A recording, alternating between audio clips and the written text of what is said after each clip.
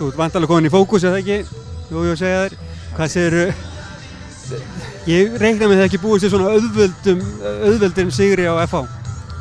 Nei, kannski ekki, en við komum vel stendur inn að leik og mér fannst þau bara eiga lítið svört til að byrja með og vissulega gerði þetta okkur auðveldara fyrir að þeir mistum hann út af, en fyrir það þá voru að spila hrikalega vel og þeir voru ekki að skapa sér mikið, þannig að bara frábær leikur hjá okkur í dag.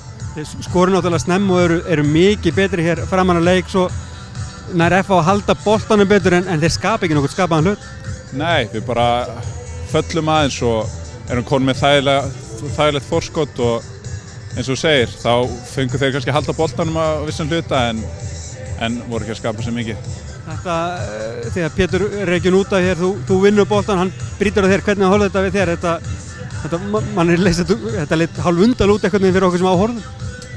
Já, hann er svona með kontról yfir boltanum, snýr baki í mig og er að fara í átt að sínu marki og tekur klaufalegt touch og ég kemst fram fyrir hann og bara klaufalegt hjá honum. Þetta er raunist bara það að vera tilbúin hérna hjá þér? Já, vera tilbúin, þegar tækifæri kæst.